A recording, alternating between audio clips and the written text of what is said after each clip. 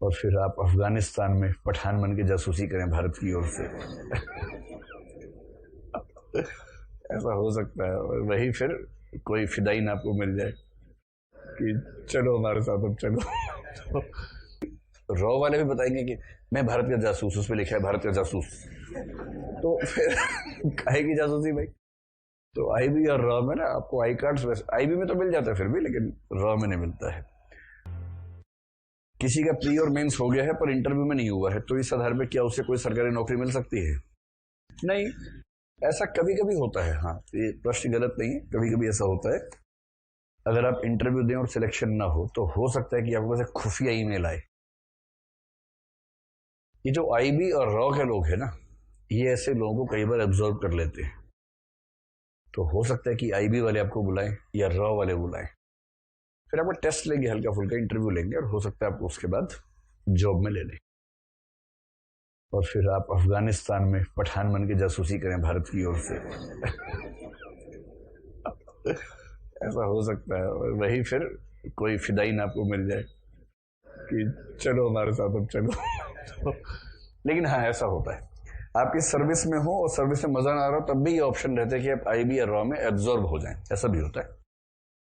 Raw की service की अच्छी या रोचक बात यह है कि जब आप रॉ में काम करेंगे तो आप किसी को दुनिया में बता नहीं सकते कि आप रॉ में हैं। आपको आई कार्ड भी रॉ का नहीं मिलेगा, तो कैबिनेट सचिवालय का, पीएमओ का, वो सब आई कार्ड मिल जाते हैं, क्योंकि रॉ वाले भी बताएंगे कि मैं भारत का जासूस, उस पर लिखा है भारत का जासूस, तो फिर काहे की जासूसी भाई। तो आईबी और रॉ में ना आपको आई कार्ड्स, आईबी में तो मिल जाता है फिर भी, लेकिन रॉ में नहीं मिलता है।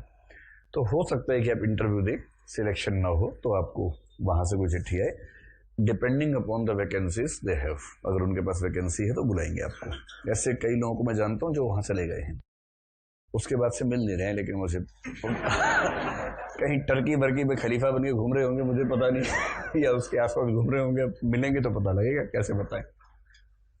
कलम नाटककार के हाथ में है, जो भी लिखे उसे महान ठहराना होगा। परीक्षा में या वैसे भी जो वह लिखे वही सही है। लेकिन सर, जो लड़की प्रेमी के चले जाने पर, विवाह भी कर लेने पर और लौट कर न आने पर भी अकेली रहती है, उसका केवल जीवन यापन करने के लिए वेश्या बन जाना कहां तक सही है? तो इसका सीने की जलन कम नहीं हो रही है बच्चे की। जीवन यापन करने के और भी मार्ग हो सकते हैं। मजदूरी, गांव में ही काम धाम कर लेना, ये और भी मार्ग हैं जो सुंदर भी है, विवाह की पूरी संभावना है, लेकिन जबरदस्ती वेश्या बना देना। कोई बात नहीं भाई, क्या हो गया, लेखक की अपनी राय है, आपकी राय से नहीं मेल खा रही तो क्या कर सकते हैं। पता क्या होना चाहिए, मल्लिका कालिदास के जाने के बाद एमबीए कर लेती कहीं से, और एमबीए करके दुनिया भर में कोई साबुन या परफ्यूम बेचती, और मैं रीजनल सेल्स मैनेजर हो गई हूँ, ऐसा कुछ बोलती तो आपको अच्छा लगता। लेखक को लग रहा है कि कोई चारा नहीं है उसके पास, गांव में क्या काम धाम कर ले, कहाँ नौकरी करेगी गांव में भाई, गांव में कोई नौकरी मिल रही है किसी को, ये भी तो समस्या है। और अकेली लड़की का मतलब, मैं बूढ़ों की तरह नहीं बोल रहा हूँ, कई बुढ़े भी ऐसी बात बोलते हैं, मतलब मैं भी बूढ़ा हूँ, लेकिन मैं उनकी तरह नहीं बोल रहा हूँ कि लड़कियों को जब बोलते शादी कर लो शादी कर लो, बोलते शादी नहीं करेंगे, बोलते अरे कैसे अकेली लड़की कैसे जिएगी समाज में, समाज बहुत बुरा है, ये है वो है। पर ये बात किसी मात्रा में सही तो है ही। अगर कोई लड़की कम उम्र में किसी दुर्भाग्य से विधवा हो जाए, या उसका तलाक हो जाए, या वो अकेले रहने का ही फैसला कर ले किसी भी वजह से, आप ये पाएंगे कि पूरा समाज गिद्धों की तरह उस पर नजर रखता है कि किसी तरह से उसको कंज्यूम करे, यूज करे। तो विवाह में जो सुरक्षा है उसकी एक वजह ये भी है कि बहुत सारे गिद्धों की नजर हट जाएगी, ये भी तो एक पक्ष है। अब वो लड़की गांव में अकेली है, सुंदर है, युवा है, उसका प्रेमी चला गया है, वो गांव में कहीं काम करने जाएगी भी तो उसके क्या स्थितियां बनेंगी। ये तो है नहीं कि ऑर्गेनाइज एम्प्लॉयमेंट है, वहां सारा वो क्या विशाखा गाइडलाइंस लागू होती हैं, वो सब तो है नहीं वहां पर। तो बहुत सारी चीजें सोचकर लेखक ने ऐसा लिखा होगा। हम ये नहीं कह सकते कि आप उसको सही ही मानिए, पर ये तो मान सकते हैं ना भी लेखक की अपनी अप्रोच है। प्रेम का एक आदर्श रूप होता है जो शायद इस पीढ़ी में समझ में आना बड़ा मुश्किल काम है।